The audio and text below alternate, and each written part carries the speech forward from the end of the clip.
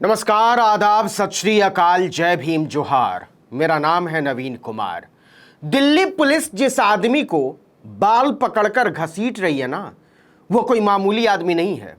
जब कोरोना के समय में प्रधानमंत्री नरेंद्र मोदी जनता के बीच से अंतर्ध्यान हो गए थे, मंत्रियों का आता पता नहीं था, ऑक्सीजन के सिलेंडर के लिए कोहराम मचा हुआ था, तब भाजपा तक के बड़े बड़े नेता, टीवी के बड़े बड़े और बड़ी बड़ी एंकर और साधारण लोग बीवी श्रीनिवास को याद किया करते थे। इसमें इंडिया टुडे ग्रुप के डायरेक्टर राहुल कंवल और चित्रा त्रिपाठी जैसे चेहरे भी शामिल थे। और श्रीनिवास ने भाजपा के नेताओं और भाजपा के पत्रकारों दोनों की बिना उनकी पार्टी का नाम पूछे भरसक मदद की। फिर बीवी श्रीनिवास को पुलिस ने बाल पकड़कर क्यों घसीटा सड़क पर?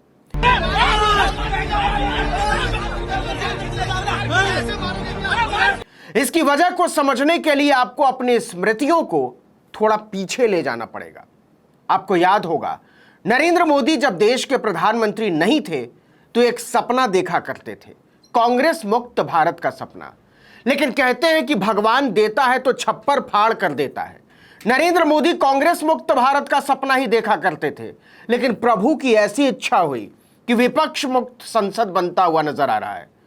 मैं भी मोदी, तू भी मोदी के अलावा कोई नारा न सुनाई दे, मोदी के अलावा कोई चेहरा न दिखाई दे, मोदी के अलावा किसी का भाषण न गूंजे। आज पूरा देश हैरान है।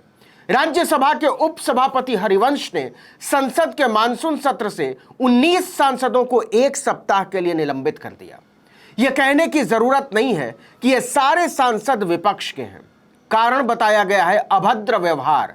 क्या विपक्ष के उन सांसदों ने कोई गाली दी थी? नहीं। क्या विपक्ष के उन सांसदों ने किसी अशोभनीय भाषा का इस्तेमाल किया? नहीं। क्या विपक्ष के उन सांसदों ने कोई हिंसक रवैया अख्तियार किया? नहीं। तो फिर उनका अपराध क्या है? तो सुनिए, विपक्ष का अपराध है संसद के अंदर महंगाई का विरोध। सरकार को यह बात नागवार गुजरी कि कोई हुजूर की शान पर सवाल न उठा दे। अच्छा, ऐसा भी नहीं है कि प्रधानमंत्री नरेंद्र मोदी की खुन्नस कांग्रेस तक ही सीमित है। अब तो उनके समर्थक, सहायक और साथी पूरे विपक्ष को ही खत्म करना चाहते हैं। क्या इत्तेफाक है! देखिए कि संवैधानिक कुर्सियों पर बैठने वाले निष्पक्ष माने जाने वाले महोदय भी विपक्ष को अराजकता और अभद्रता के नाम पर संसद से बाहर कर देना चाहते हैं, या कहिए उन्हें बाहर किया जा रहा है। क्या यह संभव है कि विपक्ष में बैठने वाली हर बड़ी पार्टी की आवाज को अभद्रता के नाम पर दबा दिया जाए?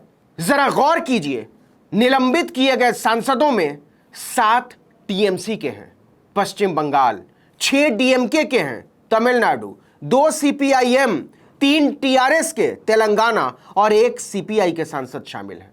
इनके नाम भी सुन लीजिए: मुरलीधरन, नदीमुल हक, डोला सेन, अबीर विश्वास, मौसम नूर, सुष्मिता देव, शांता क्षेत्री, मोहम्मद अब्दुल्ला, ए रहीम, कनिमोजी, शांतनु सेन, अभिरंजन बिस्वर, दामोदर राव, संतोष कुमार, एल यादव, गिररंजन, एनआर इलांगो और वी शिवदासन। इसके एक दिन पहले ही कांग्रेस के 4 सांसदों को निलंबित किया गया था: मणिकम टैगोर, टीएन प्रतापन, ज्योति मणि और रम्या हरिदास को।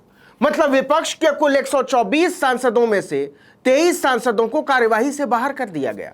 क्यों? उनका अपराध क्या है? क्योंकि वो चाहते थे कि देश की सबसे ऊंची प्रतिनिधि सभा में महंगाई पर चर्चा हो, बातचीत हो, और सरकार की नीयत नहीं है।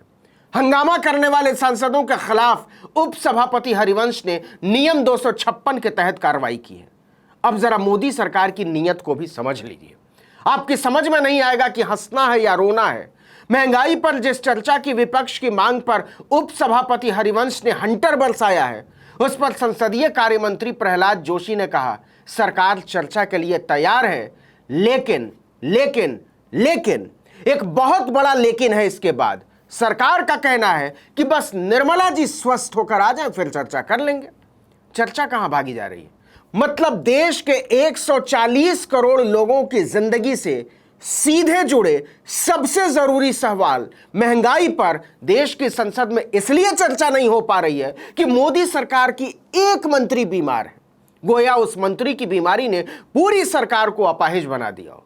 संसदीय कार्य मंत्री का कहना है कि 1-2 दिन में वो आ जाएंगी, और आ जाएंगी तो चर्चा कर लेंगे, लेकिन ना आई तो कौन कहेगा कि वो बीमार होने के बाद भी सदन में आए, बहस करें। देश मोदी महान की एक मंत्री के स्वस्थ होने का इंतजार नहीं कर सकता। मंत्री बीमार, सरकार लाचार और उनके प्रवक्ता कहते हैं हम हैं तैयार।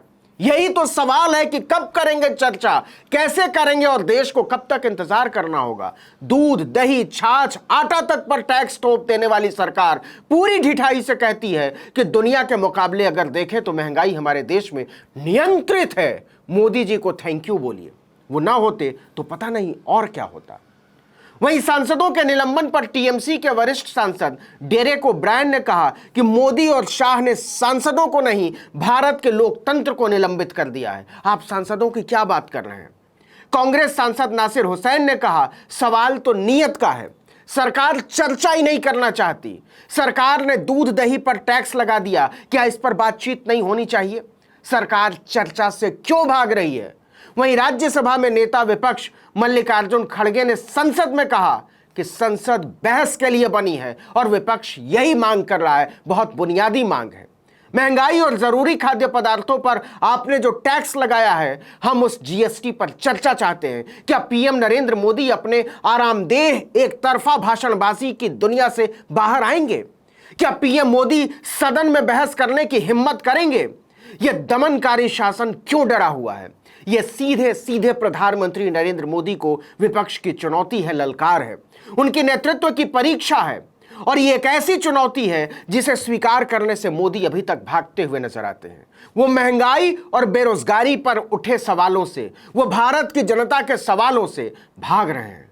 विपक्ष ने इल्जाम लगाया है कि वो केवल जनता के सवालों से नहीं भाग रहे हैं, संसद का सामना करने से भी कतरा रहे हैं। आपको पता ही है कि किस तरह से ईडी, सीबीआई और इनकम टैक्स जैसी एजेंसियों को विपक्ष के नेताओं के पीछे छोड़ दिया गया है। झारखंड से लेकर महाराष्ट्र तक और कोलकाता से लेकर कन्नौज तक मोदी की क्षमताओं पर न तो कोई अंगुली उठा सकता है और न ही आंख दिखा सकता है। और जिसने भी यह गुस्ताखी की उसकी बांह मरोड़ दी गई।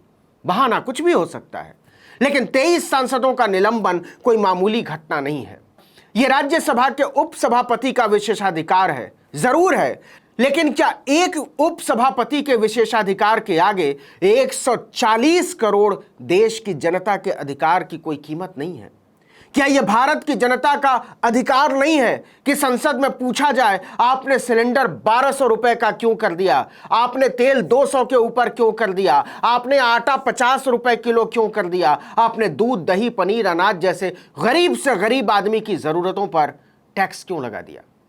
और अगर सरकार से यह पूछना, जानना, हिसाब लेना जनता का अधिकार नहीं है, तो फिर इससे भी बड़ा सवाल यह है कि संसद किसके लिए काम करती है? सवाल तो सवाल है। संसद में रोकेंगे तो सड़कों से लेकर खेतों, खलिहानों, कारखानों तक चीखने लगेंगे, आसमान में सुराख कर देंगे। इस वीडियो में इतना ही, लेकिन अगर आपने आर्टिकल 19 इंडिया को अब तक सब्सक्राइब नहीं किया है तो फौरन कर दीजिए।